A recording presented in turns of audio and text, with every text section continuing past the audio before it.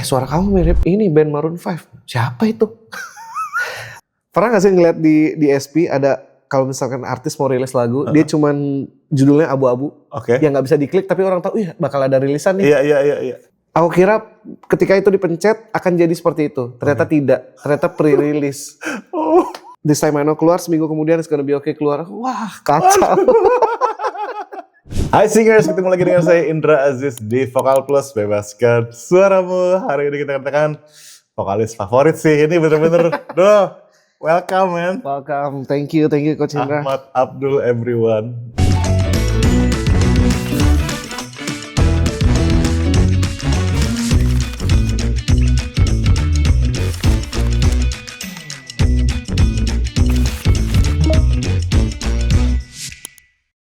Ini buat gue Ahmad Abdul itu selalu punya tempat khusus. Terima kasih banyak Coach. Di hati gue dan juga gue yakin di hati banyak teman-teman yang sedang menonton sekarang. Karena tidak ada lagi satupun orang di Indonesia seperti Ahmad Abdul. Welcome brother. Thank you. Akhirnya datang juga ke sini ya. Yes, ketemu setelah sekian lama nih. Kesini. Kita terakhir sempat berhubungan sama sekolah IFS juga di Sentul gitu ada acara. Iya betul. Dan tahun ini kita udah mau akhir tahun ya. Iya. Dan Ahmad Abdul udah keluarin 3 lagu yang suka banget sih. Januari Almer ya? Januari Almere sebutannya. Oh, sebutannya Almer. Nah itu juga perlu ditanyakan tuh. Kenapa Almere itu menjadi judul? Kayaknya boleh deh kita mulai dengan si Almere dulu. Karena itu kan dia memulai tahun gak sih? Betul. Almere kan? Betul. Kemudian ada apa? Ada This Time I Know. Dan terus It's Gonna Be Okay. Let's Go. Nah itu juga lagu-lagu yang sangat-sangat gue suka banget. Sebetulnya apakah itu trilogi? Tapi nanti kita omongin. Oke. Nanti kita omongin. Yang pasti sekarang kita buka dulu dengan Almere. Kenapa Almere sih dulu? Almere itu nama sebuah kota di Belanda. Okay. Jadi tahun lalu itu sebenarnya aku dapat undangan buat perform di sana. Okay. Acara private. Cuman acaranya di cancel karena jadi ceritanya orang ini mengundang untuk ngasih surprise ke partner kerjanya. Okay. Kebetulan kena musibah, rumah orang tuanya kebakaran. Iya. Yang si ulang tahun ini. Akhirnya kita nggak jadi manggung. Kebetulan aku kesana berdua sama teman dari Bali, mungkin Coach Indra juga tahu Reza. Okay. Terus akhirnya karena dapat izin visa 90 hari, tinggalnya juga di rumahnya yang ngundang, akhirnya kita ya udah memutuskan untuk 90 hari di sana. Terus kebetulan itu momen dimana aku ngerasa healing aja. Jadi dari semua yang pernah dijalankan, kebetulan waktu di sini fasenya tuh udah kayak mau give up gitu untuk musik sebenarnya. I see. Karena ya mungkin secara sebagai singer punya prestasi, tapi sebagai karya belum sebesar itu prestasinya. Terus tuntutannya juga terlalu banyak kan. Akhirnya dapat momen 90 hari itu yang membuat reset semuanya. Okay. Kayak ngerasa ketika balik ke sini berkarya buat diri sendiri dan orang lain akan mengikuti. Bukan mencari jalan untuk bisa membuat semua orang mendengarkan gitu. Akhirnya ya ditulis secara jujur Almere ini. Kenapa aku kasih judulnya Almere? Karena itu satu tempat ketika aku pergi menemukan kedamaian aja rasanya. Damn. Jadi Almere sebagai saksinya. Oh my sebuah tempat yang nggak pernah aku tahu di mana sebenarnya. Awalnya kayak Almere di mana sih gitu. Iya. Orang kalau ngomongin Belanda kan Amsterdam, gitu. Betul. Dapat punya kesempatan datang ke sana, mengenal orang-orang yang ada di sana juga. Kayak mereka nggak peduli aku siapa, prestasinya apa. Kita ya as a human being aja. Pantesan bunyi lagunya begitu guys ya. Sebenarnya nggak pengen diceritain dari kisahnya kenapa nggak pengen menjual apa yang sedih-sedih lah. Tapi ternyata ketika orang mendengar lagunya mereka juga ngerasain lagu ini ada sesuatu nih. Gitu. Akhirnya sampai hari ini ya slowly tapi growing sih. Listenersnya so happy for it. Yes. Yang pasti sih Almere sih nggak mungkin playlist Indonesia doang sih. Global. Hopefully. Itu definitely global. Maksudnya kalau dengerin lagunya sih gila nih.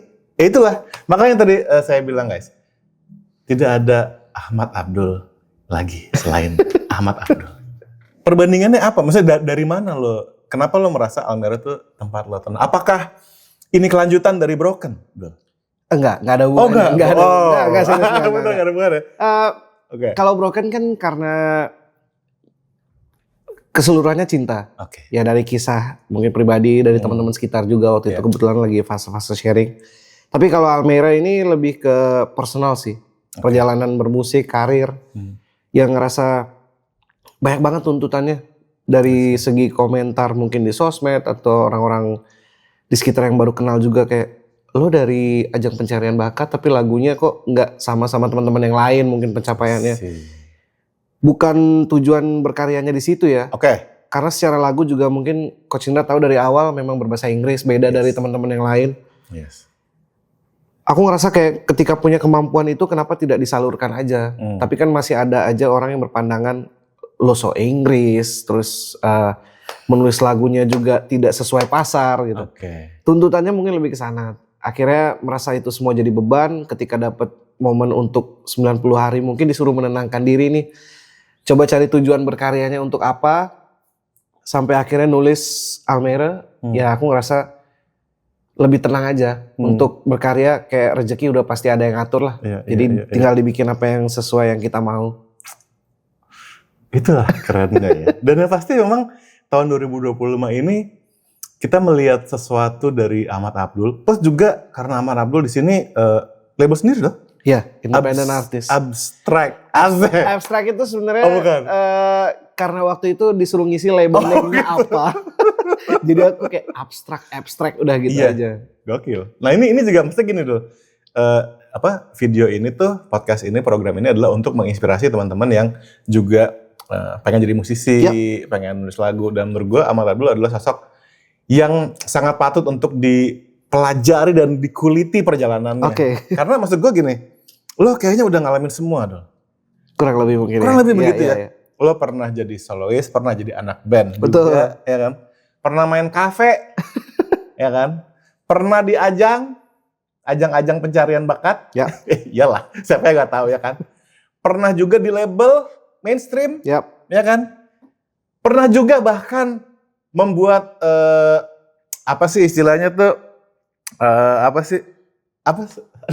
Lupa lagi namanya.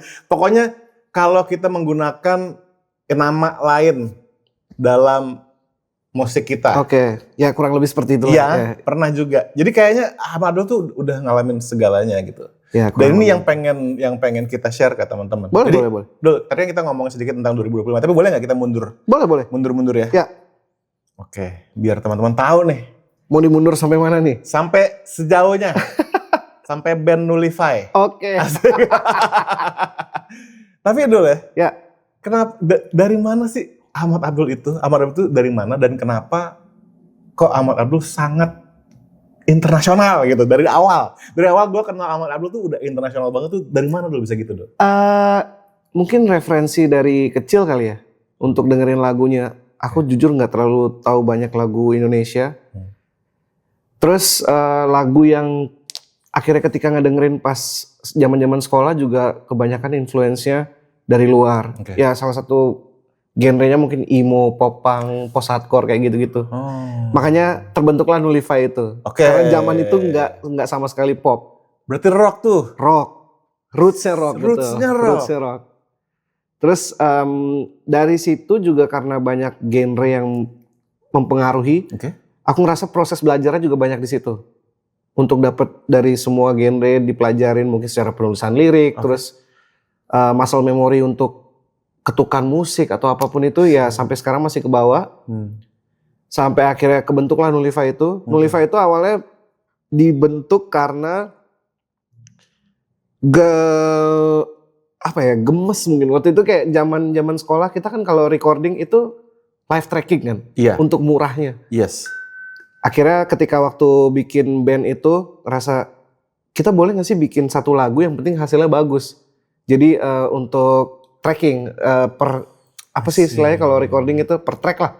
Ya akhirnya mencoba ketika ngebawa materinya salah satu musisi yang berjasa waktu itu dia musisi lokal dari Bali sih namanya Gede Kurniawan. Kebetulan partnernya Beli Balawan juga kalau main gitar dulu punya project lah. Dia ngerasa ada potensi. Akhirnya di situ belajar untuk studio, recording, bikin albumnya sendiri sama teman-teman. Disitulah benar-benar yang membuat Ahmad Abdul ngulik production. Iya, ngulik production dan betul. segala macam. I see. Wah, itu pengalaman berharga banget pasti ya. Maksud Lu gua, sangat. tapi iya maksudnya seseorang yang bermusik. Nah, tapi sorry, Nullifa itu sebelum atau sesudah Ngafe tuh? Jauh sebelum. Jauh Jadi sebelum itu Ngafe justru. pas tamat SMA kuliah lah. I see. Berarti tamat SMA kuliah itu di situ benar-benar belajar untuk bermusik, ya teamworknya, ya bikin lagunya. Dan itu ya. pertama kali nyanyi di band. Pertama Karena kali nyanyi? sebelumnya aku main drum. Lah, oke, kalau ini gue baru tahu. Iya, jadi awalnya ketertarikan dari kecil tuh main drum sebenarnya, Mas. Coach. Dulu waktu SD di sebelah sekolah ada studio. Jadi aku nyisihin uang jajan buat latihan ke studio itu. Oh gitu. Belajar main drum sendiri, Wow. terus karena di rumah mungkin sering dengar lagu atau apa gitu, zamannya masih CD bajakan ya. Iya. Orang tua mungkin lihat video klip kayak, oh main drum tuh gini ya gitu. Oh, Terus akhirnya SMP ada ekstrakurikuler marching band. oke. Belum tahu tuh marching band apa. Oke. Wah ngeband nih kayaknya, main drum.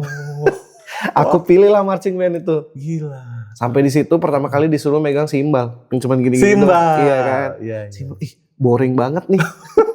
Jadi dibagi dua gitu kelasnya. Ada yang alat tiup sama percussion. Oke. Aku pilih percussion, dikasih simbal, main cuman ngitung-ngitung gini doang. Wah gak seru nih. Akhirnya naik ke snare drum. Ke snare langsung ke quattro. Quattro ada 4. Oke. Di situ juga proses belajar baca not, di situ mulai belajarnya. Tapi sampai sekarang udah gak kepake sih, gak ngerti. Cuman Oke, zaman itu kan kita Zaman harus itu ya. ngikutin ngulik, prestasinya lumayan sih. Iya. Waktu zaman SMP kita yang borong tuh piala-pialanya zaman angkatan itu. Kayak, wah seru juga ya. Akhirnya SMA karena beberapa kakak kelas tahu di marching band, diajakin main drum. Aku belajar drum dari situ. Kan awalnya kan cuma tangan doang yang main kan, akhirnya sinkron main drum. Ketika main drum itu, mungkin disinilah awalnya. Aku bisa sambil backing suara 2. Datangnya dari mana juga nggak tahu tuh. Belajar gimana. Mungkin karena sering denger tuh sering ngulik. Akhirnya dari backing itu tamat SMA temen yang calling, kita bikin band, kamu nyanyi aja gitu. Nullifa lah jadinya. Gila ya. Seru sih. Tapi yang gue tangkap dari kisah lo barusan adalah gini dulu. Ketika seseorang tuh memang udah terlibat di kegiatan bermusik ya dari sekolah, entah itu bermusiknya berupa marching band, Ya. Berupa ngeband, itu semua tuh yang akan menjadi pondasi ya. Bisa dibilang seperti Bisa itu. dibilang gitu ya, nggak sih? betul. Karena salah satu trait-nya Ahmad Abdul juga sampai sekarang lagu-lagunya Ahmad Abdul tuh groove-nya gila tight banget. Apakah jangan-jangan dari ketika main percussion itulah groove itu tuh tertatar gitu. Mungkin kalau menilai sendiri aku nggak bisa, tapi banyak penilaian dari orang luar. Mungkin karena itu. Dari situ. Iya dari situ awalnya. Oke, ngeband Nullifa ya. Tuh Yes. belajar tentang percussion segala macam. Terus apa yang terjadi tuh? Setelah itu ngerasa, wah ngeband capek juga ya. Capek? Kenapa Apalagi capek? kalau misalkan ngurusin orang-orang yang tidak pemikiran. Nah nih. itu bener, itu masalah paling luar biasa dari Paling sebuah krusial di ya. band, Iya, betul. Iya, betul, setuju. Mungkin waktu itu yang paling semangat berdua, aku sama ada gitaris dulu. Iya. Sampai teman-teman yang lain mungkin lebih fokus ke kerja. Jadi akhirnya jalannya tidak bersamaan. Aku memutuskan keluar dari band. Oh, keluar duluan. Ya, keluar duluan dari band. Bandnya siap jalan? Aku yang bentuk, terus aku yang keluar dari band. Oke. Disitulah pertama kali sebenarnya adik cewek yang nyanyi duluan di kafe. Zaman dia SMA masih diantar sama ibu kalau pergi main. Dia yang pertama kali kayak gantiin dong main di kafe. Itu awalnya. Ketika dia pindah ke Jakarta, aku pertama kali mulai main reguler kafe. Itu punya lagu cuma 25. Belajar, itu pertama kali tahu pop nih. Oh ini lagunya ini. Dari rock ya? Dari rock Ke pop. Maroon 5 nggak tahu sama sekali Maroon 5. Nggak tahu sama sekali. Tahu Maroon 5 itu siapa. Ya ampun. Tahu Maroon 5 gara-gara ada sebuah event wedding yang ngajakin ya senior-senior di reguler ketika zaman adik dulu main. Suara kamu mirip ini band Maroon 5. Siapa itu? Lagu pertama yang dinyanyiin Sunday Morning. Ya itu kayak pas aku denger kayak iya juga ya. Awalnya kayak merasa oh iya mirip juga ya. Oh gitu. Jadi akhirnya banyak yang mulai bilang mirip sampai cari tahu bandnya. Lama-lama yang ngerasa nggak semirip itu juga. Cuman mungkin kalau sepintas kalau didengerin ya. Zaman itu mulai ngulik reguler sampai mungkin Instagram lagi bener-bener lagi hype-nya ya. Oke. Di situ kan sering upload cover. Pokoknya kalau udah di-tag sama account musik itu udah sebuah pencapaian banget. Oh, Salah satunya Indo Musikgram, Vokal Plus. Iya. Dulu kalau udah di repost Vokal Plus tuh rasanya wah berhasil nih gitu. Ini yang repost bukan Vokal Plus lagi, Kode Line. Kita nanti. Ya, kita terusin ini dulu. Iya, tapi waktu ngerasa zaman itu masih wah keren banget nih sampai cover bisa di-notice di account itu gitu. Karena kan mungkin kayak tujuan hampir semua penyanyi atau musisi zaman itu gitu. Ya dari situ mulai ngulik, akhirnya nyaman di regular. Ya. Aku pernah kerja juga sebagai graphic designer di sebuah clothing brand. Yang kebetulan ownernya juga musisi. Awalnya di endorse ketika masih di band-bandan itu sampai akhirnya kerja bareng. Ngerasa dari situ kayaknya aku full music aja deh. Ngerasain hobi jalan, dapat pendapatan juga. Sampai akhirnya udah lama di regular, ada teman lama yang reach out buat apply di hotel. Di salah satu hotel di Bali. Akhirnya aku coba. Karena sesuai dengan apa yang mereka cari kriterianya, yaitu bisa freehand ilustrator. Oh iya. Jadi awalnya ngebikin brand image hotelnya juga dari aku yang pertama gambar. Awalnya mereka nggak bolehin untuk double job, jadi mereka nggak tahu aku nyanyi. 3 bulan berjalan, akhirnya bos aku waktu itu marketing manajernya dia tahu, ya udah kamu nyanyi diem aja gitu, sampai ownernya tahu.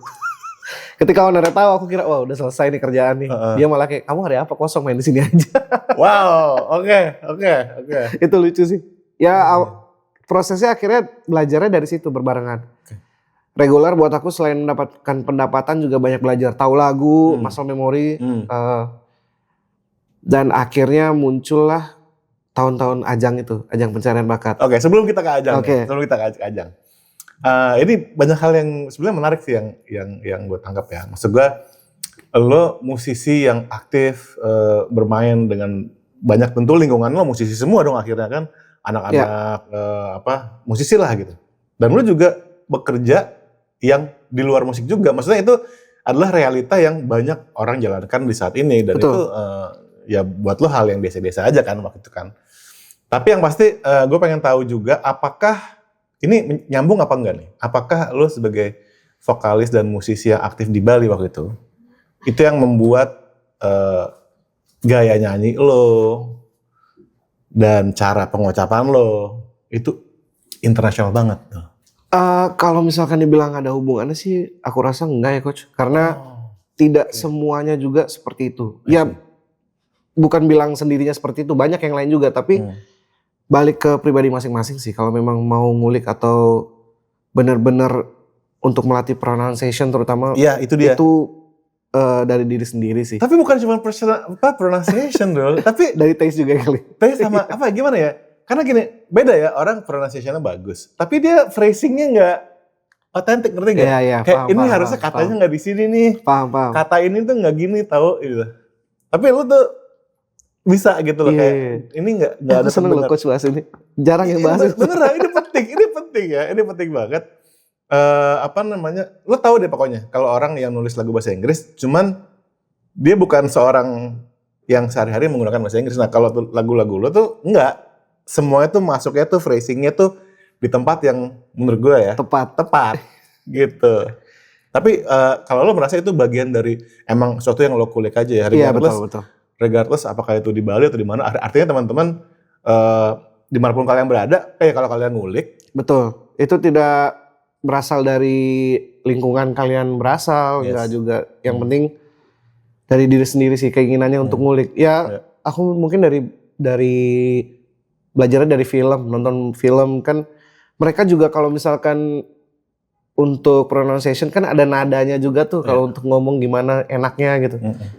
Belajar dari situ, dari banyaknya musik yang aku dengar juga sih, penempatan kata gitu. Itu penting sih, karena bukan kita mau sobule, bukan. Kita kan pengen musik kita udah global dong. Betul. Maksudnya kita pengen orang yang dengerin kita sebanyak-banyaknya dong. Iya, setuju. Iya nggak sih? Setuju. Nah tapi Ahmad Abdul pernah nggak sih ngerasa kayak, aduh kekhawatiran nih, gue kalau Inggris banget, ntar gue nggak punya market di Indonesia. Pernah nggak? Justru dari dulu. Dari dulu. Itu salah satu alasan kenapa aku nggak pernah mau ikut ajang sebenarnya. Tadinya nggak mau? Tadinya nggak pernah mau. Oh gitu? Dari teman-teman semua kayak cobain The Voice, X Factor, Indonesian Idol, aku nggak pernah mau. Nggak pernah? Karena ngerasa kayak nggak mungkin bisa gitu. Karena orang pasti mikirnya cuman Inggris doang nih bisanya gitu. Kebetulan kan main di Bali juga sih. Ketika regular ataupun event audiensnya juga Bali. Audiensnya juga bule. Jadi ngerasa kalau lagu-lagunya lebih banyak di situ. Iya. Aku juga pernah membandingkan pernah mencoba main di ranah yang lokal. Appreciation-nya tidak sebesar yang kita dapatkan dari orang luar. Jadi kayak aku ngerasa bukan menjelekkan orang kita ya, tapi kayak ngerasa ya udah di sini aja gitu. Oke. Sampai akhirnya udahlah nggak mau ikut ajang atau apa. Ya tapi pada akhirnya ikut juga. Itu kesempatan terakhir yang mungkin dalam hati daripada nggak dicoba nyesel. Akhirnya aku coba. Dan menurut gua dengan yang awalnya nggak mau karena kekhawatiran kayak ya mungkin tes orang beda sama tes gua. Tapi ternyata hasilnya runner up itu tuh sebuah pembuktian juga bahwa ternyata belum tentu ya gitu. Iya, belum tentu ternyata. Di sebuah ajang yang mainstream pun gitu Indonesian Idol pemirsanya sangat menyukai Ahmad Abdul gitu ternyata. Alhamdulillah. Gitu. Alhamdulillahnya ya. Iya. Akhirnya mereka jadi sesuatu dong di dalam benak lo gitu. Iya, akhirnya merasa kayak ternyata mereka jadi kenal taste musiknya Ahmad Abdul seperti apa. Bukan jadi ya pasti ada lah yang kok nyanyinya Inggris mulu, Indonya kapan atau Indonya jelek gitu. Iya. Tapi aku mengambilnya bukan sebagai hinaan atau apa ya. Jadi justru jengah kayak emang sejelek itu ya Indonya. Mungkin kayak kebawa karena logat juga. Akhirnya belajar ngulik. Di mana kekurangannya aku coba pelajarin.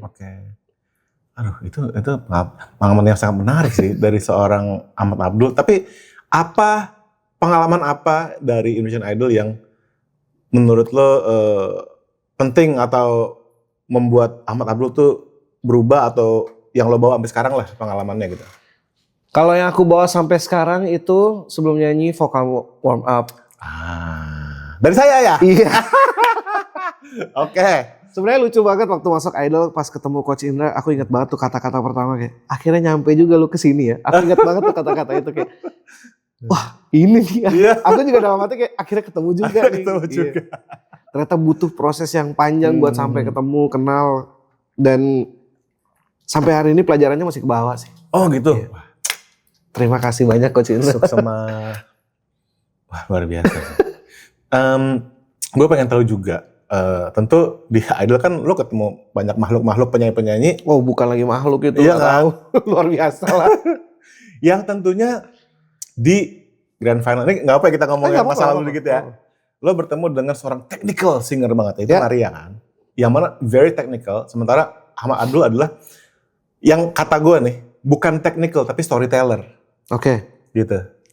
Nah gimana tuh waktu itu lo, apakah lo ada kekhawatiran, aduh nih orang technical banget gitu. Walaupun yes of course Ahmad Abdul dikenal dengan suara tingginya segala macam, but tetap kayaknya yang first thing yang nyampe ke kepala gue denger Abdul adalah gila nih storytelling lo gila gitu. Tapi lo gimana waktu itu? Waktu itu sih mungkin sebelum ketemu Maria ya. Sebelum ketemu Maria banyak banget penyanyi yang technical. Iya, yang waktu di audisi tuh ada satu ruangan gitu, kita dikumpulin semuanya, aku kayak wah keren-keren banget nih orang-orang. Udah kayak sampai asumsi sendiri, ini pasti lolos nih. Ini enggak, ini lolos. Wah, kalau lolos bagus semua ya. Udah nyampe situ kan bagus semua pasti. Cuman yang jadi kebingungan tuh akhirnya pada wah, ini tadi tekniknya bagus banget, nyanyinya bagus banget. Kok dia bisa nggak lolos kayak gitu. Sampai dari situ aku ngejalaninnya nothing tulus banget sih.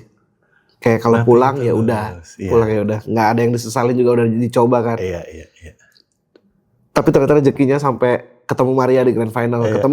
Ketemu Maria di Grand Final juga itu waktu aku masih ingat waktu pengumuman pemenang kan kita berdua pelukan atau pegangan tangan gitu. Aku udah bilang udah tenang aja kamu yang menang. Udah yakin gitu aja. Kalaupun emang rezekinya di dia ya aku nggak apa-apa. Tapi kalaupun misalkan aku yang dapet juaranya ya pasti seneng banget. Tapi ketemu dia yang teknikal banget dengan aku mungkin yang kata Mas Indra storyteller, aku ngerasa sih nggak ada beban juga sih waktu itu ya. Karena kalau kita menjalankan sesuatu terutama manggung atau nyanyi ya, ada beban tuh, wah jadinya luar biasa, nggak tenang, nggak maksimal akhirnya. Jadi kayak ya udah dilepas aja deh. Iya, itu juga satu hal ya yang barusan lo bilang. Atau mungkin juga aku karena datangnya dari seseorang yang nggak tahu teknik, jadi itu nggak kepikiran. Ya barusan tadi gue mau ngomong, lo tuh masuk ke Indonesian Idol sebagai musisi yang udah berpengalaman juga. Iya. Artinya tanpa lo harus mikirin technical apa research, ya lo udah ngelakuin itu anyway gitu di dalam keseharian lo. Jadi attitude lo tuh di situ bukan kayak, oh gue penyanyi festival gitu, enggak. Lo masuk sebagai musisi. Dan lucunya waktu ketemu Coach Indra pertemuan pertama atau kedua, ada satu hal yang sering aku lakuin ternyata itu secara teori benar, vocal fry. Aduh benar. Itu lucu banget tuh. Iya, aku sering banget kalau lagi diem tuh gitu. Iya. Oh itu, terus kita ketemu ada, kalian cobain vocal fry. Lah, ini ternyata ada di teori. Berarti salah satu hal yang berkesan di Shadow adalah ketemu dengan... Betul, sampai hari ini masih dibawa. Di luar pengalaman lainnya ya. Waduh, makasih banyak loh Abdul, thank you banget. Tapi mau nanya deh, Indonesian Idol waktu itu penting gak sih buat kehidupan Ahmad Abdul sekarang? Pasti penting, turning point lah. Turning point. Ya dari yang mungkin dulu cuman dulunya double job, kerja pagi, siang, malam kerja. Sekarang bisa lebih punya waktu luang untuk ketemu siapa, kenal siapa, lebih banyak bergaul lah. Terus kehidupan juga menjadi lebih baik lah pastinya dari dulu. Cuman bedanya kalau dulu ngejalanin gitu aja hidupnya, sekarang dijalanin tapi ada tuntutan yang agak berat rasanya. Bedanya di situ aja. Oke. Ahmad Abdul tuh kan juga seorang songwriter ya. Iya. Maksud gue lo datang dengan, nggak tahu mungkin kalau gue sih sebutannya lo tuh folk pop. Ya folk pop betul. Alternatif juga. Yes. Ada beberapa lagu yang lo kerja sama Marco juga, yang mana soundnya juga ada elektroniknya juga segala macem. Tapi juga waktu lo keluar dari Idol gitu, lo sempet kayak menjadi haluannya tuh menuju ke pop Indonesia. Ya. Ketika lo, ya pertama lagu Kemenangan ya. Tapi kemudian ada lo sama Lala Ilmanino. Ya, Bukan Cintaku. Itu kayaknya salah satu lagu yang beda banget dari Ahmad Abdul yang lain. Gitu. Gimana tuh waktu itu? Tapi Bukan Cintaku juga satu-satunya lagu yang tidak aku tulis sendiri. Yang lainnya tulisan sendiri, cuma lagu Kemenangan yang kadang-kadang orang, oh ternyata bukan Abdul kamu yang nulis, kan Abdul juga, Abdul in the Coffee Theory gitu, bikin lagunya. Itu kayak keren ya lagu Kemenangan nulis sendiri. Enggak, bukan. Itu Abdul Coffee Theory, harus di notes ya. Terus yang paling beda Bukan Cintaku betul. Karena waktu itu aku harus bisa membawakan lagunya sih, yang mungkin bisa dibilang seperti itu aja. Mungkin karena jadinya beda karena bukan tulisan sendiri dan warnanya juga menyesuaikan dengan warna Lala Ilmanino kali ya. Waktu itu mungkin pengen nyoba juga kayak. Lagunya jujur bagus banget, lagunya bagus. Cuman pendengar yang menilai balik lagi, kok jadi berubah banget ya dari Coming Home yang pertama ke Bukan Cintaku itu beda banget sih. Iya kayak lagunya tuh kalau teman-teman tahu ya, Bukan Cintaku tuh kedengeran sih itu Lala Ilmanino. Kedengeran banget kayak chordnya. Ini mah kenal banget gue gitu kan. Betul. Again, tapi ini satu hal yang berbeda dari Ahmad Abdul. Nah, dari sini kita ada lagu Tell Me Something, ini juga gue suka banget sih, Tell Me Something. Di sini lo kerja sama Marco belum sih? Marco. Di sini udah mulai sama Marco. Marco ya. Marco dan Dimas Wibisana. Aduh, berdua mereka sih. Sebelum Marco ada Sik ya. Itu yang mereka yang enggak.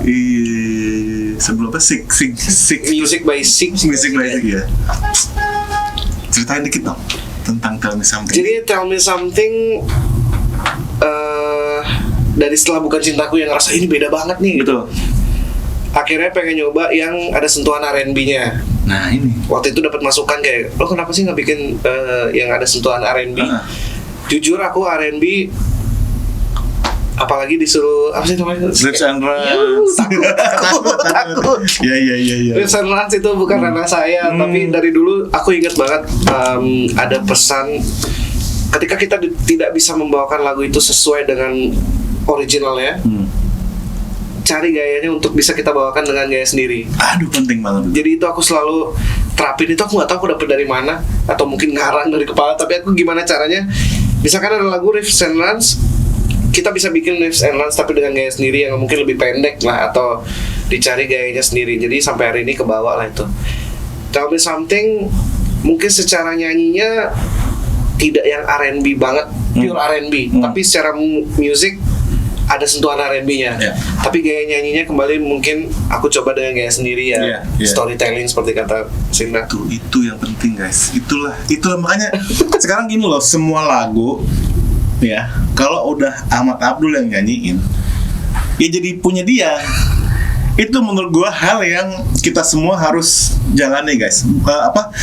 Dan tidak perlu memaksakan hal yang emang gua nggak gitu, ya gua nggak usah lakuin gitu. Ini sih, even though lagu Tell Me Something ini genrenya R&B gitu kan, dengan musik yang kayak gitu, tapi ya gue Ahmad Abdul Ahmad Abdul gitu. Bukan berarti tidak belajar ya. Bukan berarti tidak belajar. Aku mencoba riffs and runs sampai hari ini sih. Masih mencoba. Aku cari YouTube gimana sih caranya. Gimana caranya? Gila, Ahmad Abdul loh, cari di YouTube gimana caranya. Susah loh. Susah ya? Susah banget. Ya tapi balik lagi melihat mungkin orang yang riffs and runs belum tentu dia bisa mungkin bawain high notes atau apa kayak gitu. Jadi maksudnya merasa lebih pedenya di situ aja. Iya, benar. Nah, ini tuh di era-era yang sama-sama Kode Line enggak sih? 2019. Iya kalau nggak salah. Ya. Waktu itu gimana sih ceritanya? Kalau nggak salah kan dia lihat coveran kan? Betul, awalnya dari Idol, Idol benar. Jadi waktu eliminasi 3 aku bawain All I Want. Iya. Itu fenomenal tuh. Seneng banget sih. Fenomenal. Ketika dikasih All I Want, mereka approve lagunya. Aku bawain All I Want. Terus di notice sama mereka, nggak pernah membayangkan juga sih. Ini biasa band dengerin sambil kerja nih. Tiba-tiba di notice. Waktu itu mereka mau rilis sebuah lagu judulnya Follow Your Fire. Ketika masih di Idol, mereka menghubungi tim Idol untuk nyampein apakah boleh untuk menginterpretasikan lagu itu, Follow Your Fire. Jadi sebelum lagunya rilis, mereka ngirim ke 5 orang di seluruh dunia ini liriknya aja. Jadi coba dibawain sesuai gaya kalian, atau mungkin kita disuruh menebak kali ya lagunya bakalan jadi seperti apa gitu. Jadi waktu di Idol dikasih lah tuh, di YouTube masih ada kalau nggak salah sampai sekarang. Aku minta izin ke tim untuk bawain, dinaikin ke YouTube. Kebetulan views paling banyak tuh di antara 5. Aku lupa sih siapa aja ini, 4 orang lagi. Tapi akhirnya jadi masih berhubungan di sosmed aja. Salah satunya ada dari Irlandia nih, sampai hari ini kita masih dia di Instagram aja.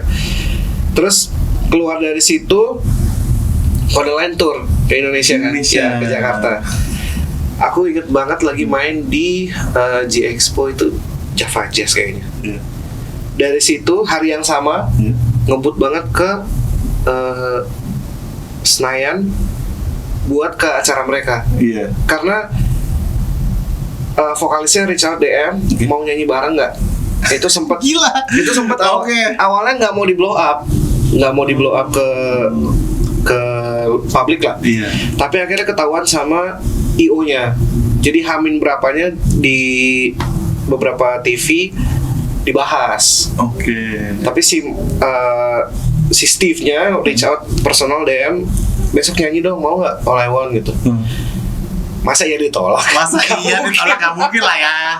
Ya udah akhirnya ngebut tuh ke acara mereka, langsung lari. Mereka udah perform. Tidak menyangka sih ternyata momen itu ada. Terus mereka tuh awalnya gugup kan, kayak gimana ya caranya mereka nge-treat kita sebagai. Ternyata baik banget sih, seru. Baru dateng krunya atau apalah, entah nggak tahu. Mereka yang langsung nyambut, halo ini earphone udah disettingin, dikasih mic pakai. Jadi ketemunya on stage dulu, baru backstage. Jadi ketemu pertama kali tuh langsung on stage. Gila. Naik, dia present, aku naik. Gugup sama sekali enggak loh, anehnya waktu itu. Karena mungkin ngerasa mereka juga ternyata setenang itu dan sebaik itu gitu. Turun dari situ kita banyak ngobrol di backstage, sampai akhirnya setelah itu kita hang out bareng sampai pagi lah. Steve akhirnya ngomong gitu, interpretasi lagu kemarin Follow Your Fire gila sih.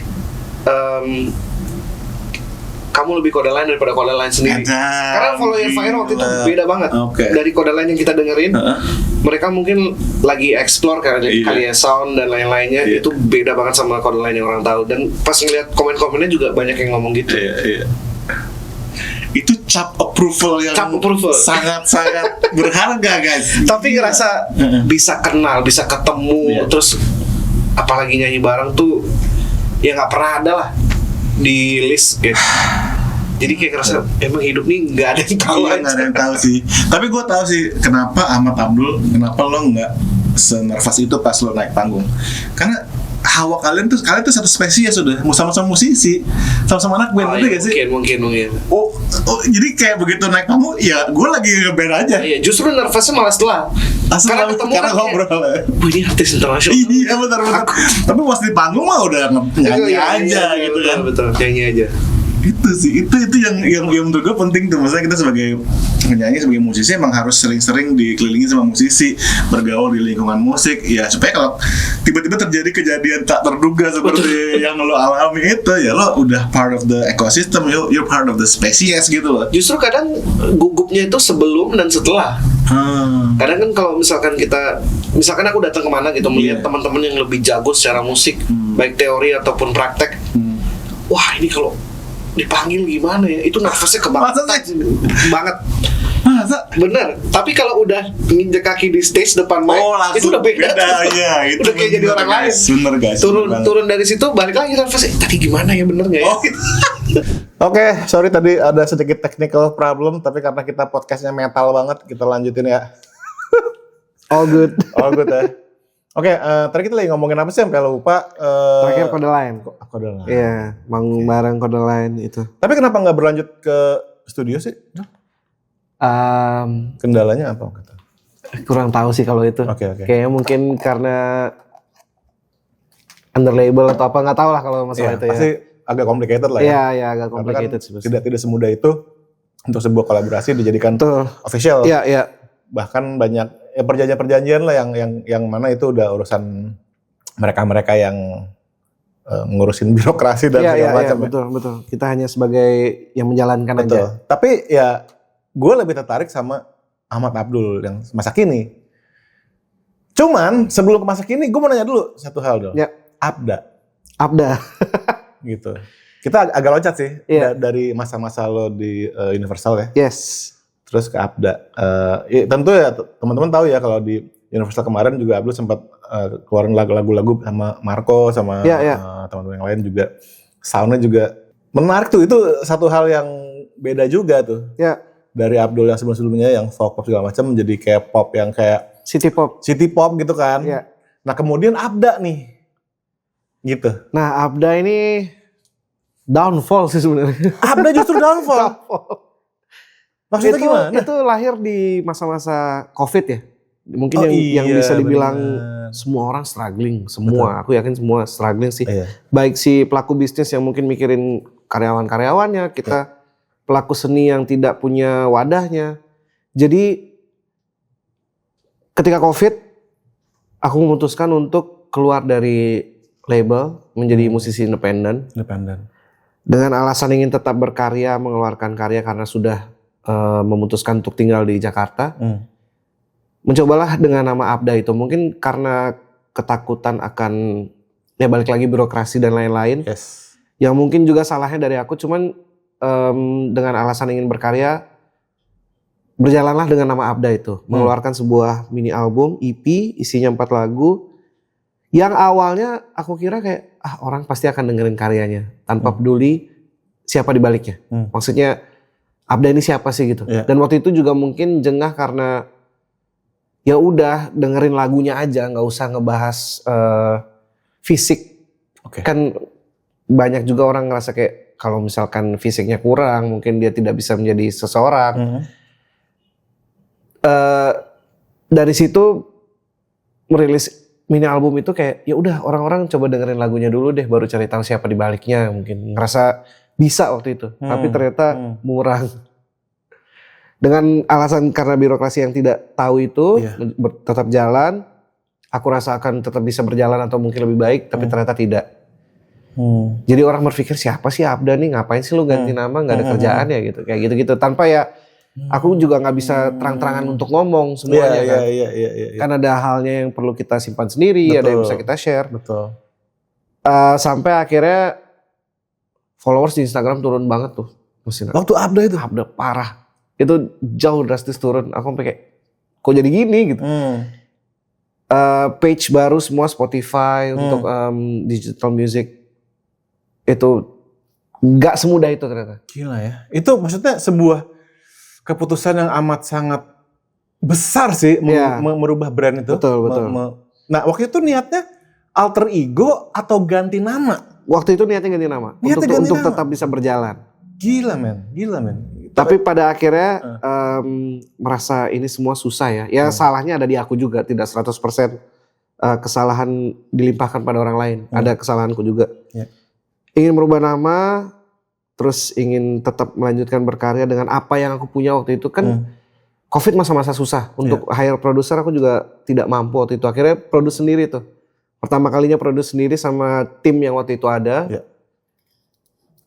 Hasilnya tidak berjalan dengan baik. Tidak sesuai dengan apa yang diinginkan. Jadi akhirnya setelah 2 tahun mencoba memutuskan untuk kayaknya balik ke Ahmad Abdul deh. Apakah akan jadi masalah atau tidak ya sudah gitu. Untuk penggunaan nama. Tapi akhirnya balik dan rilis Broken. Itu ya Broken. Iya, Broken pertama kali balik ke Ahmad Abdul. Ya. Wow. Itu juga berarti fase yang bisa dibilang itu turning point baru lagi ya? Turning point baru lagi. Itu banyak belajaran juga dari situ. Ngulik produksi baru di situ. Terus bisa melewati masa-masa sulit di situ. Iya. Broken 2023 berarti ya? Broken 2023 betul. 2023. Berarti apakah bisa dikatakan justru Broken itulah Ahmad Abdul kayak comeback? Ya betul. Iya bisa ya? Ya. Akhirnya ketika Broken itu rilis, mengadakan tour, darat semua, dari Bali sampai Jakarta lewat 13 kota kalau nggak salah. Iya. Oke. Itu bawa mobil pribadi, main akustik. Gila, musisi banget coy. Gila, oke. Jadi waktu itu judulnya Ahmad Abdul Bersua Kembali, kalau nggak salah. Ya. Terus akhirnya ngejalanin itu, dari Broken akhirnya ke Sia-Sia. Lagu terakhir yang dirilis 2024 itu baru punya kesempatan buat rilis itu. Dan waktu rilis Sia-Sia juga ngerasa apakah harus dirilis atau tidak. Sempat ngerasa gitu. Iya, karena lagu bahasa Indonesia kan. Iya. Tapi karena lagu ini juga udah ditulis beberapa tahun sebelumnya, aku rasa coba aja deh dirilis lagunya. So far bagus. So far aku rasa sih dengan apa yang sudah aku lewatin ya ganti nama, itu kan konsekuensinya diterima ya. Masih ada yang mau reach out untuk mendengarkan dan melihat karyanya, aku ngerasa sih bagus sih prospeknya. Tanggapan fans gimana?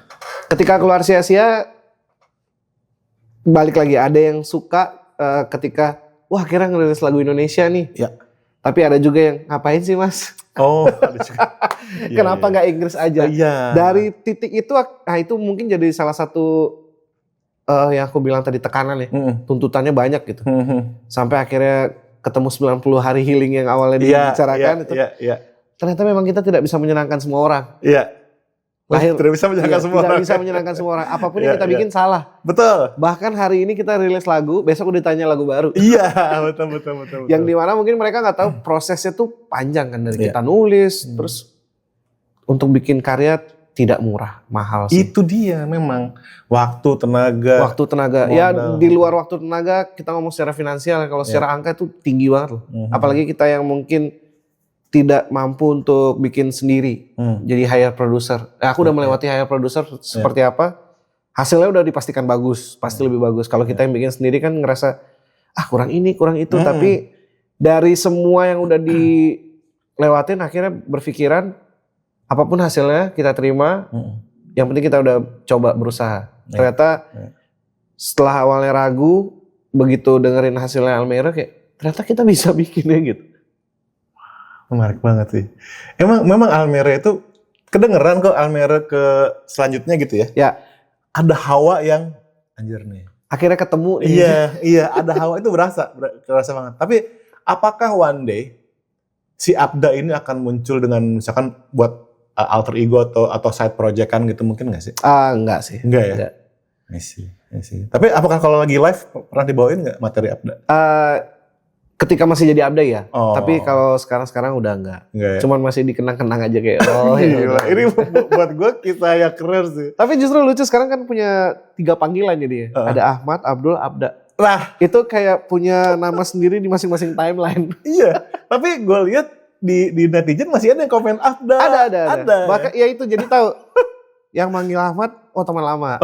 Abdul ketika orang baru kenal dari Idol. Ketika Abda ya dari mulai COVID kenal.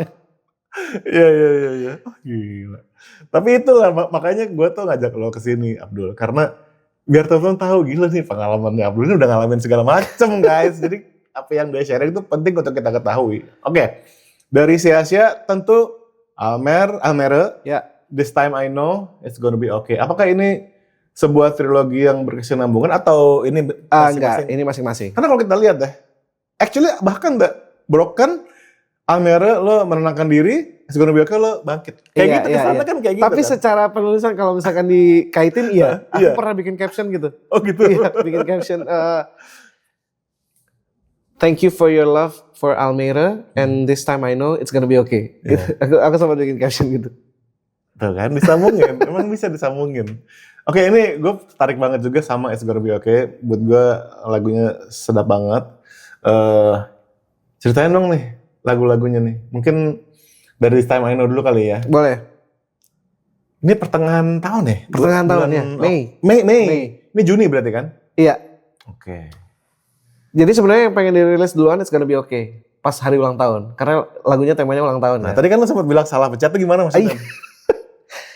Pernah gak sih ngeliat di SP ada kalau misalkan artis mau rilis lagu, dia cuman judulnya abu-abu. Oke. Yang gak bisa diklik tapi orang tahu, bakal ada rilisan nih. Iya. Ada sebuah opsi di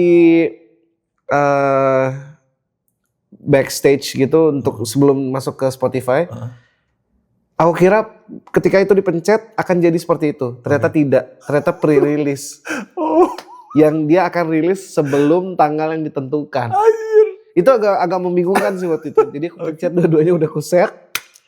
Ternyata rilisnya This Time I Know keluar, seminggu kemudian It's Gonna Be Okay keluar. Wah, kacau. Oke. Jadi ya It's Gonna Be Okay kayaknya buat yang udah tahu-tahu aja rilis. Kalau misalkan untuk dipromosikan enggak. Tapi kadang aku pakai buat post di sosmed buat lagu ya back sound tuh. Itulah kalau indie guys ya. Ya semoga dari semua cerita ini jadi inspirasi ya buat teman-teman tidak melakukan kesalahan yang sama. Bener. Nah pertanyaannya sebagai ngomong-ngomong indie ya, gimana transisi dari manajemen besar, label besar, terus sekarang jadi indie gitu? Mungkin perbedaan yang signifikan manajemennya sih. Karena terbiasa dengan di manage, semuanya sudah well managed sampai akhirnya jadi sebuah produksi produk. Sekarang sendiri ya suka-suka aja dan tidak termanage dengan baik. Suka-suka tuh ada positif ada negatif ya? Ada positif ada negatif ya. Positifnya bisa bikin karya apa aja yang kita mau. Ketika punya boundaries, kita sadar sama boundariesnya sendiri bagus. Tapi kalau enggak kan jadi mungkin melebar kemana-mana gitu. Betul. Kalau buruknya ya kejadian tadi salah pencet contohnya. Itu buruknya di situ. Dan mungkin untuk pendanaan kali kan kita sendiri juga jadi plus minus lah. Tapi ada MV-nya semua? MV-nya baru Almere. Oh baru Almere. This Time I Know it's gonna coming out soon. Nah itu yang bikin siapa? Apakah itu dari gimana tuh? Bisa maksudnya memanage seorang artis indie bisa ada MV segala macam? Mungkin karena dari background kreatif ya. Jadi dari per tahun ini Almere This Time I Know It's Gonna Be Okay, covernya bikin sendiri. Itu semua aku bikin sendiri, gambar. Ini ada animasi loh di This Time I Know. Iya betul, ada animasinya. Dengan bantuan AI. Wah oke. Tidak terlihat. Awalnya juga mikir kayak wah ini bahaya ya. Tapi Bahaya. ketika kita bisa menggunakan sebagai tools sangat membantu. Ya kalau yang pakai graphic designer ya bagus. Iya, Kalau yang pakai orang biasa mah hasilnya norak. Jadi untuk animasi yang ada di Canvas ya itu hasil bantuan dari AI sih. Cuman dasarnya Soalnya bagus. Ini tuh bagus, desainnya tuh bagus. kalau covernya ya bikin sendiri. Iya itulah ya. Makanya menggunakan AI juga harus punya taste guys. Kalau enggak jelek jadinya. Tapi tadi kayak wah keren loh ada animasi segala macam. Karena ya dari basicnya bahannya udah bagus. Ya kan. mungkin seperti itu. Terima kasih banyak. Iya. Untuk video klip kebetulan memang aku punya sebenarnya di musik ada teman lama yang akhirnya kita ketemu kerja bareng, rilis 3 lagu ini. Iya. Video klip juga punya partner teman yang kita selalu sharing tentang video, gear atau apa gitu. Akhirnya yang sampai saat ini ya masih kita bisa bilangnya tim. Tapi mereka di Bali. Oke. Jadi kenapa aku sering bolak-balik Bali dan kadang meluangkan waktu yang lama ya karena mereka ada di sana gitu. Iya. Ya jadi ya bikin Almera di Bali. Sekalipun orang pada bertanya-tanya ini di mana, dikiranya di Belanda. Padahal itu di Bali. Keren. Oke. Tapi itu ya pentingnya kita tuh berteman sebanyak-banyaknya dengan berbagai macam orang. Kayak kita bermusik, tapi kita punya banyak teman di dunia kreatif juga, di betul. dunia video. Sekalipun mengeluarkan biaya, tapi ya bisa cutting cost lumayan banyak. Itu dia. Dan rasanya tuh berasa ininya gitu loh, berasa passionnya, ngerti nggak sih? Betul. Karena kita juga ya sama teman-teman, sama orang yang udah kenal sama karya-karya kita juga. Tentu berbeda ya. Nah, Dul, gue pengen ngomongin tentang vokal boleh gak? Boleh dong. Nah ini bahaya nih kalau vokal nih. Ini. Pertama, ketemu master. Sejak Broken ke sini, ya. Vokalnya Abdul beda nggak sih sama Abdul Idol dah katakan? Beda, aku rasa beda sih Mas. Dari sisi apanya tuh? Mungkin dari sisi bisa mengenal warna sendiri ya. Mungkin kalau secara teori aku nggak tahu. Kalau dites mungkin banyak salahnya nih sekarang. Cuman bisa ngerasa lebih nyanyinya lebih ngalun aja, terus lebih nggak diforsir. Itu dari situ sih. Kalau di Idol mungkin masih belum tahu teknik. Dari sebelum Idol bahkan beda banget suaranya. Dari Nullify, Idol sampai sekarang beda banget. Ya orang mungkin karena mikir, kadang banyak yang mikir bakat nih. Enggak juga, bakat kalau nggak dilatih nggak jadi apa-apa. Bener guys, bener banget. Bakat harus dilatih. Bener. Jadi sesuatu. Iya, jadi ya ngerasa lebih baik. Bukan lebih baik, jauh lebih tenang sekarang aja untuk pembawaannya. Abdul tuh kan salah satu trait yang orang ingat banget adalah, wih suara tinggi banget. Iya. Pernah nggak ada kesulitan kayak tiba-tiba suaranya habis, suaranya serak gitu, pernah nggak sih? Pasti ada sih, apalagi kalau misalkan radang ya. Dulu sering banget radang. Mungkin karena ya itu terlalu diforsir, salah. Aku ingat banget, Mas Indra pernah bilang kalau ngambil high notes tidak boleh diforsir, dikeluarin banget. Betul. Semakin tipis. Iya. Iya, aku ingat banget itu. Jadi itu masih pakai sampai sekarang. Okay. Bahkan orang juga nanya, kok bisa sih lo suara tinggi? Nah gini nih kalau kata Indra Aziz. Wih, kata Indra Aziz luar biasa. Tapi ada juga dari beberapa vocal coach lain yang aku ambil ininya, poin-poin yang aku rasa, ini works nih di aku nih, jadi aku pakai gitu. Ada nggak sih rutinitas seorang Ahmad Abdul untuk menjaga suara? Tidak, kebetulan. Ngerokok nggak sih? Sekarang pakai elektrik. Ya, udah lama sih, udah lama. Cuman kalau misalkan ngejaga tidur sih. Tidur itu ya. yang sekalipun menjadi... aku susah tidur ya. Okay. Aku susah tidur, tapi sebisa mungkin tidur. Sama ini agak lucu sih. Waktu itu karena batuk nggak sembuh-sembuh, udah lama banget ini kejadiannya bertahun-tahun setelah Idol. Aku nggak suka banget pepaya sebenarnya. Tapi aku pas datang ke dokter, dokternya nanya, kamu banyakin makan pepaya deh. Padahal pepaya di rumah nih banyak banget. Kenapa? Ibu suka banget beli pepaya. Aku nggak pernah mau makan. Kalaupun makan ya udah terpaksa gitu. Sekarang mau nggak mau harus makan pepaya. Katanya itu mencegah radang. Pepaya? Iya. Oh gitu. Ada informasi ada salah satu dokter yang ngomong kayak, kamu makan pepaya deh. Jadi aku mau nggak mau harus makan gitu. Oh gitu. I see. Wah ini informasi penting. Percaya nggak percaya, tapi percaya nggak percaya. Tapi sampai hari ini nggak ngerasain radang sih. Jarang. Keren. Wah keren. Oke, sekarang gini. Untuk lagu It's Gonna Be Okay, This Time I Know, Almere. Ya. What's your main? Karena kan lu kan bilang lebih bebas, lebih nggak ada beban. Ya. Tapi apa nih yang menjadi mungkin apa ya fitur utama yang dikedepankan sama Setelah Abdul? ini Di lagu ini? di lagu ini kalau di lagu terakhir ini yang dikedepankan mungkin dari warna ya, dari seorang Ahmad Abdul, sekalipun genrenya 3 ini agak berbeda, tapi ada roots-nya yang harusnya orang bisa ngelihat dari mungkin warna vokal atau sentuhan folknya dan sentuhan folk. ya dari gaya nyanyi, terus ceritanya gitu. Jadi ada di 3 lagu ini sejauh ini.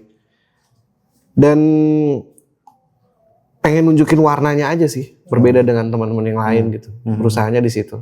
Itu ya, wah gila sih. Tapi ya tentu itu yang menarik karena kita udah lihat ya, kita udah dengar perjalanan Ahmad Abdul dari awal ngeband di kafe, ngeband bareng, ajang, collab sama artis global, di label besar, indie, itu semua tuh terdengar di your recent works gitu. Yes, dan lucunya orang kita nggak akan pernah bisa terima bahwa orang Indonesia tuh punya originalitas sendiri. Itu susah banget sih herannya. Ya mungkin waktu di Idol dulu Adam Levine-nya Indo, Ahmad Abdul.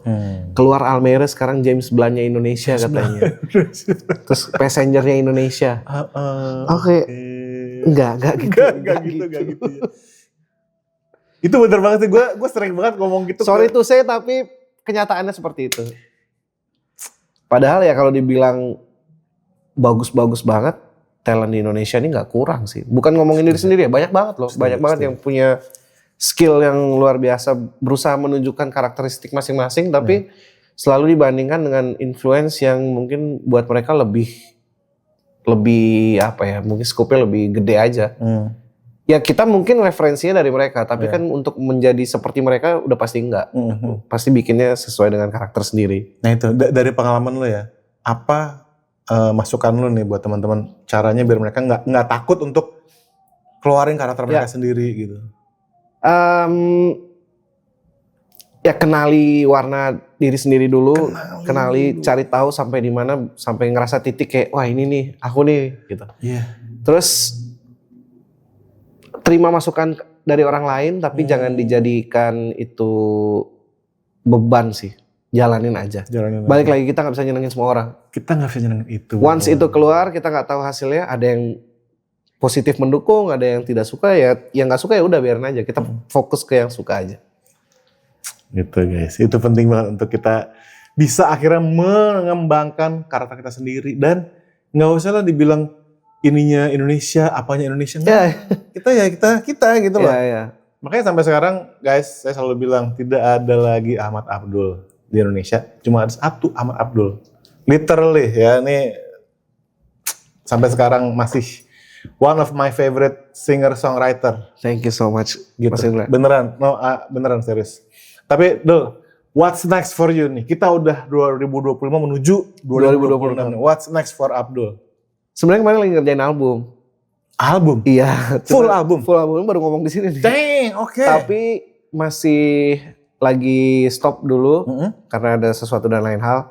Pengennya tahun depan itu rilis album lagunya Inggris, tapi jadi shifting ke masih punya PR nih di Indo. Kayak tadi aku bilang, banyak masukan, banyak mungkin kalau misalkan itu hinaan, tapi aku jadiin motivasi. Justru sekarang nyari gimana caranya bikin Indo tapi warnanya bisa sama 3 lagu ini gitu. Atau mungkin lebih bagus lagi. Oke. Ya so far udah ada 5 lagu. Damn. Kita nggak tahu nih tahun depan bakal rilis berapa. Atau either pun satu-satu atau mungkin langsung full album. Gue kebayangnya pasti kalau dengerin full album tuh kayak nonton film. Karena dari Almere aja udah sinematik banget tuh kalau kita denger. Dari intronya aja udah sinematik. Bener gak sih? Kayak nonton film gitu. Gue kebayang kalau satu album pasti ceritanya bakal lebih lengkap ya. Amin. Hopefully. Dan nyambung ya. Ditunggu banget sih. Nah kalau sama My Last Child apa tuh? Wah ditanya juga ternyata. Justru karena stopnya masih karena Last Child. Jadi kita lagi lagi jalan bareng aja. Lagi jalan bareng ya. Oke. Untuk goals kedepannya belum tahu sih. Oke. Tapi udah tunggu banget sih Dul. Thank you coach. Aku juga gak sabar mau rilis. Gila. sambil main skateboard pastinya. Udah enggak lagi. Sekarang padel. Iya. Kalau padel sambil main skateboard mungkin. Wah keren itu. Padelnya aja udah susah ya. Kelihatan gampang tapi susah loh. Oh ya? Iya menurutku ya. Dulu sebagai haters padahal kayak apa sih padel? Oh dulu hater padel? Hater. Semua orang pada padel. Sekalian nyobain kayak ya udah aku yang padel. Lagi di mana padel? Di mana padel? Apa yang bikin padel menyenangkan buat Abdul? Pertama secara looks kayak, raketnya keren ya. Raketnya keren, oke. Awalnya perkara itu doang. Oh iya. Iya kalau raket yang lain kan, ya sorry bukan menjelekkan, tapi kayak tenis bulu tangkis kan monoton aja gitu. Net. Iya. Kalau padel kan ada desainnya, ada gambar-gambarnya, kayak keren nih. Pas nyoba kayak seru juga. Jadi main padel tiap hari? Hampir Serius? tiap hari. Pernah nggak main padel sehari lebih dari sekali? Pernah sekali 2 kali pernah. Siang malam. Udah edik dong. Lumayan. Ya? Ada hubungannya nggak main padel sama nyanyi? Ya pastinya olahraga ya, bikin lebih bagus pasti. Iya bener. Ingat tuh kalau kalian nyanyi olahraga, jangan kayak aku. Aku baru olahraga soalnya kemarin kurang olahraga. Oh gitu. Padahal gue inget pas lagi zaman Adul lagi olahraga banget tuh. Olahraga banget. Oh. Ya kemarin sempat lepas sih, ada yang olahraga banget, udah turun nih, ngamuk dulu nih makannya. Ya kan? Apa yang kemarin gak dimakan. Iya. Ya, over deh jadi. Tapi sekarang padel ya? Iya. Luar biasa. Aduh, Abdul thank you banget udah Terima kasih banyak. mampir sini. Literally seneng banget ketemu dan ngobrol lagi. Thank you. I'm so happy to be here. Coach Indra, thank you. Sangat-sangat ditunggu banget karya-karyanya ke depan. Yang pasti guys dengerin It's Gonna Be Okay, This Time I Know, Almero. Sambil nungguin full albumnya, inget ya. Kalian tagih ya Ahmad Abdul ya. Tahun depan kalau nggak ada album awas aja gitu. Iya udah sering nih kalau dari dulu infotainment banget. Album nggak jadi apa-apa. Tapi semoga tahun depan ini. Jangan mau kalah sama Abda. Abda aja punya EP ya gak? Rasa Ahmad Abdul gak punya. Iya bener. Oke Abdul, untuk menutup biasanya gue selalu minta tamu-tamu gue untuk sampaikan kata-kata penyemangat nih buat teman-teman yang udah stay sama kita nonton sampai habis. Penyemangat buat mereka berkarya dulu. Oke, apa ya? Lakukan satu hal yang kalian cintai sampai orang lain bisa mencintai apa yang kalian lakukan. Nah, itu aja. Damn! Singkat, padat. tapi nonjok banget Abdul. Singkat, padat, baru ketemu lagi tuh. Iya, baru ketemu barusan. Dari hasil obrolan Inilah ini. kenapa dia songwriter yang luar biasa guys. Sangat kreatif. Bener-bener nonjok. Thank you banget. Thank you. Keren banget. Lakukan hal yang kalian cintai sampai orang bisa mencintai. Apa yang kalian lakukan? Damn, itu bisa jadi t-shirt tuh. Bagus sih Jadi kayaknya. merchandise Abdul tuh. Boleh. Ya udah kita menutup podcast hari ini dengan ngomong bebaskan suaramu sama-sama ya. Enggak. Oke, 1, 2, 3. Bebaskan suaramu. Thank you brother. Keren. Oke.